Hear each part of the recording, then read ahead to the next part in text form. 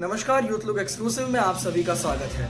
आज का बड़ा सवाल ये कि क्या धारा 370 और 35 से हटने के बाद जम्मू कश्मीर को देश की अन्य यूनियन टेरिटरीज के समान अधिकार मिल गए हैं। सवाल ये भी कि अपने मैनिफेस्टो प्रॉमिस को पूरा करने की जल्दबाजी में कहीं सरकार ने जम्मू कश्मीर के साथ कोई नाइंसाफी तो नहीं कर दी। क्या सरकार को जम्मू कश्मीर के राज्य होने के अधिकार को हटाने के बाद उससे जुड़े अन्य क्लॉजेस में अमेंडमेंट करने की जरूरत महसूस नहीं हुई, या देश में किसी का ध्यान इस ओर गया ही नहीं? जी हाँ, बड़ी खबर ये कि 5 अगस्त 2019 को कश्मीर को विशेष दर्जा देने वाली धारा 370 और 35A को सरकार ने राष्ट्रपति के आदेश के बाद हटा दिया। इसके बाद कश्मीर में लगभग सब कुछ बदल गया। कश्मीर में भारत का संविधान पूर्ण रूप से लागू हो गया।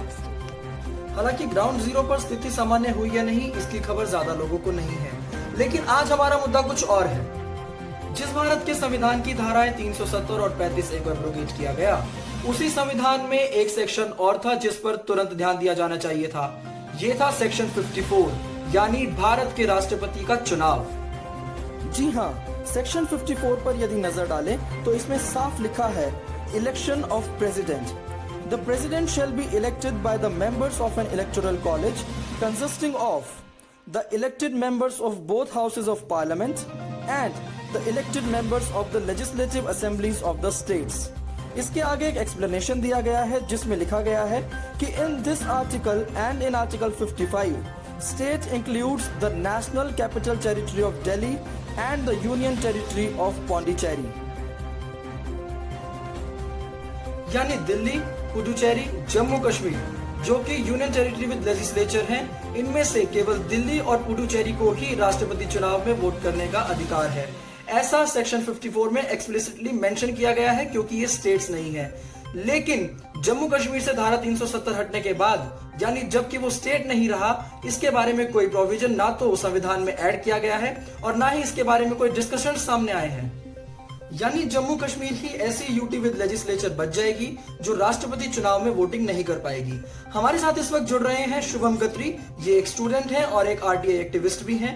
इन्होंने ही इलेक्शन कमीशन ऑफ इंडिया से आरटीआई में इससे संबंधित कुछ सवाल पूछे थे, जिसके बाद हमारा ध्यान इस खबर की ओर गया। आइए शुभम से करते हैं कुछ खास बातचीत। शुभम, मेरा पहला सवाल आपसे ये है कि आप एक स्टूडेंट हैं और इतने कम उम्र में आपको इतना बड़ा सवाल पूछने की मोटिवेशन आखिर मिली कहाँ से? जी, मैं अपनी यूनिवर्सिटी में एक कॉन्स्टिट्यूशन की क्लास ले रहा था, तो उसमें हम आर्टिकल 4 के बारे में पढ़ रहे थे। तो आर्टिकल 4 के अंडर ये लिखा हुआ है कि अगर जो सेंट्रल गवर्नमेंट है वो चाहे तो एक सिंपल लॉ से, उनको कॉन्स्टिट्यूशनल अमेंडमेंट करने की कोई जरूरत नहीं है, वो सिंपल मेजोरिटी से एक नई स्टेट या यूनियन टेरिटरी बना सकते। तो मैंने इसको सोचा कि भाई ऐसा कैसे हो सकता है। तो मैंने जो कॉन्स्टिट्यूशनल अमेंडमेंट्स हैं उनको थोड़ा खोजना शुरू किया। तो मुझे एक कॉन्स्टिट्यूशनल अमेंडमेंट वहां पर मिला और वो था 70th कॉन्स्टिट्यूशनल अमेंडमेंट। तो उसके अंदर जो दिल्ली और पौंडीचेरी है, जो केंद्र शासित प्रदेश है, यूनियन टेरिटरी है, तो 70th कॉन्स्टिट्यूशनल अमेंडमेंट जो कि 1992 में आया था, तो उसके अंदर उन्होंने भारत की संसद ने एक विशेष लॉ बनाकर, एक कॉन्स्टिट्यूशनल अमेंडमेंट बनाकर दिल्ली और पौंडीचेरी की जो यूटी है उनको प्रेसिडेंट के इलेक्टोरल कॉलेज में शामिल किया, जिसका आर्टिकल 54 में लिखा गया है उसके बारे में। तब मेरे को ये लगा कि शायद हमने एक बड़ा ही यूनिक पॉइंट मिस कर दिया है, और वो ये है कि हमने जम्मू और कश्मीर का जो यूटी बनी है उसका जो लेजिस्लेचर होगा वो शायद प्रेसिडेंट के इलेक्टोरल कॉलेज का पार्ट ना हो। तब मुझे ये लगा। तो वैसे तो मैं आश्वस्त हो गया था जब मैंने थोड़ी बहुत रिसर्च की कि ये बात पूरी तरह से मतलब सत्य है। मैं इसको पूर्ण रूप से मैं इस पे आश्वस्त था, और मैंने कुछ कॉन्स्टिट्यूशनल एक्सपर्ट से इसके बारे में व्यूज भी लिए थे और उन्होंने भी कहा था कि शायद आप ठीक कह रहे हैं। लेकिन फिर भी मैंने इसको और ज्यादा मेटीरियलाइज करने के लिए, प्रमाणित करने के लिए इलेक्शन कमीशन में आरटीआई लगाई और उनसे मैंने स्पष्ट रूप से पूछा कि आप मुझे बताएं कि भारत के अंदर कौन कौन से राज्य और केंद्र शासित प्रदेश है जो प्रेसिडेंशियल इलेक्शन इलेक्टोरल कॉलेज का पार्ट है। और दूसरे प्रश्न में मैंने उनसे पूछा, क्या जम्मू कश्मीर प्रेसिडेंट इलेक्शन के इलेक्टोरल कॉलेज का पार्ट है या नहीं? यस और नो में मैंने उनसे आंसर पूछा। शुभम, जितना स्पष्ट आपके सवाल है, मुझे आपकी आरटीआई को देख के लगता है कि ईसीआई ने कहीं ना कहीं उतने स्पष्ट जवाब आपको नहीं दिए हैं। मुझे पर्सनली ये फील होता है कि यस और नो के क्वेश्चन पे अगर ईसीआई कह रहा है कि आप रेफर कीजिए कॉन्स्टिट्यूशन को, तो क्या आप पर्सनल लेवल पे ईसीआई के जवाब से सेटिस्फाइड हैं या आप हायर एफिलिएट अथॉरिटी को अपील कर रहे हैं इस मामले में? हाँ जी, देखिए इसमें दो देखने वाली बात है। पहली तो है, एक बात मैं आपको बताना चाहूंगा अपने एक्सपीरियंस से। तो एक्सपीरियंस से जो मैं आपको बात बताना चाहूंगा वो ये है कि जो सरकारी अथॉरिटी होती है उनको सिखाया जाता है कि भाई अगर आपके पास कोई आरटीआई आए तो आपको उसका बड़ा ही कॉम्प्लिकेटेड और सरकारी शब्दों में सदा हुआ जवाब देना है। तो उनको जैसे एक उसका आरटीआई में ही एक प्रावधान है, सीआईसी की जजमेंट बाद में आई थी, तो उन्होंने कहा था कि आप कोई नई इंफॉर्मेशन क्रिएट नहीं कर सकते।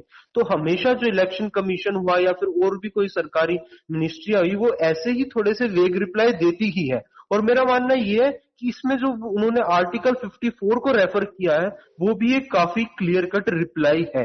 लेकिन इसके बावजूद मैंने उनसे एक्सप्लिसिटली ये पूछा था कि आप स्पष्ट रूप से बताएं हाँ या नहीं, तो उसमें मुझे लगा कि थोड़ी बहुत गुंजाइश है, तो इस वजह से मैंने अपील फाइल करने का निर्णय किया।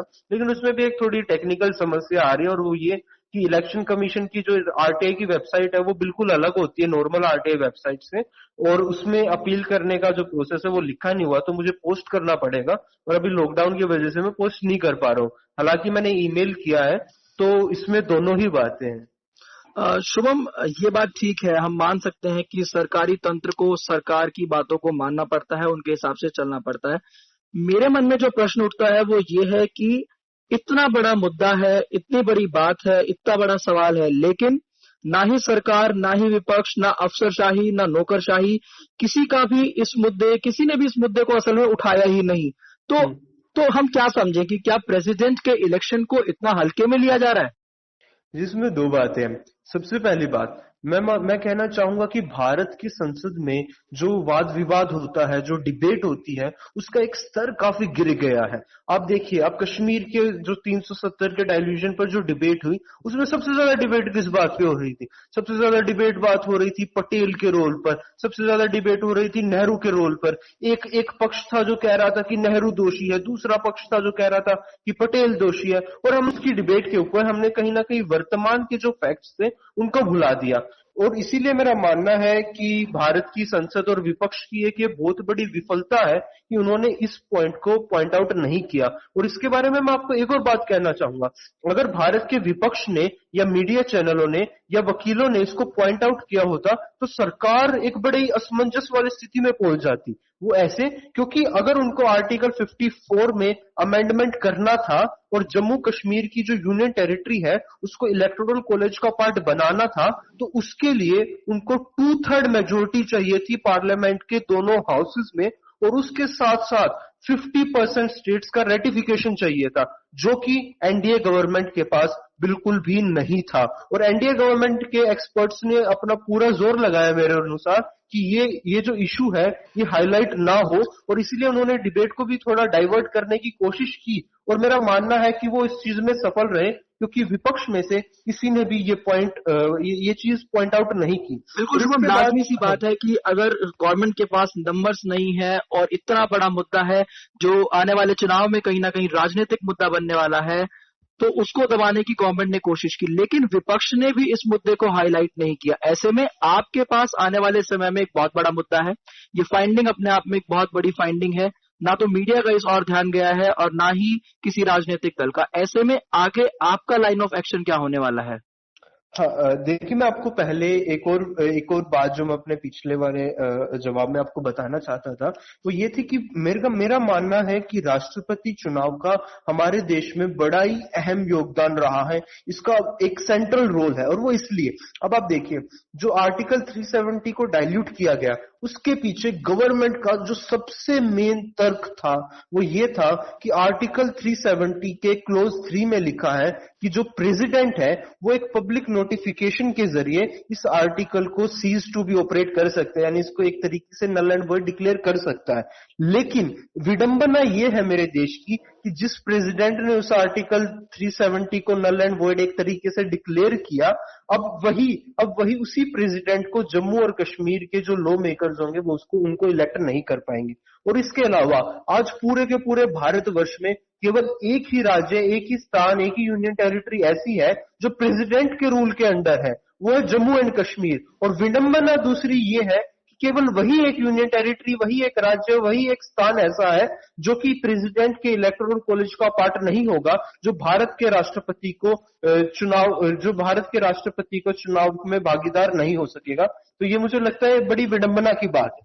और जहां तक रही दूसरे सवाल की बात कि मेरा आगे वाला लाइन ऑफ एक्शन क्या होने वाला है, तो मैं आपको बता रहा हूं कि मैंने भरपूर प्रयास किया देश के बड़े बड़े मीडिया हाउसेस से संपर्क करने का कि वो इस स्टोरी को लिखे। कुछ मीडिया हाउसेस ने कहा कि हाँ, हम इस पे जरूर ध्यान देंगे, और उन्होंने क्या किया कि MHA ministry of home affairs से कमेंट्स मांगने चाहे कि भाई क्या आपके क्या विचार है इस बात पे, क्या ये ठीक है। लेकिन विडंबना की बात यहाँ पर भी यही है कि मिनिस्ट्री ऑफ होम अफेयर्स ने अभी तक, ये 4 से 5 दिन हो गए, 4 से 5 वर्किंग डेज हो गए हैं इस RTI का खुलासा हुए, उन्होंने अभी तक कोई भी पब्लिक कमेंट जारी नहीं किया है। और इसलिए मेरा मानना है कि हाँ, लेकिन एक और बात भी है कि अभी जब 2022 में पुनः राष्ट्रपति के चुनाव होंगे तब शायद ये मुद्दा उठेगा।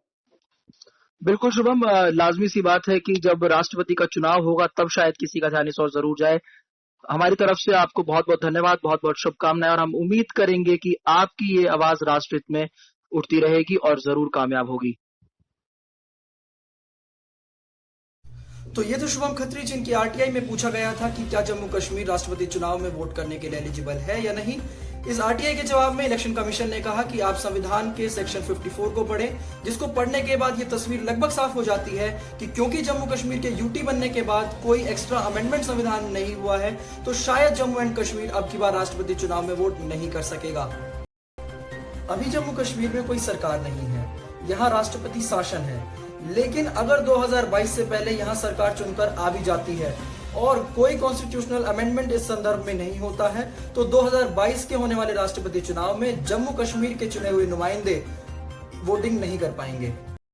मेरी आप सभी से अपील है कि यूथ लुक की इस एक्सक्लूसिव रिपोर्ट को देश हित में शेयर जरूर करें और इस आवाज को सरकार तक पहुंचाने में हमारी मदद करें।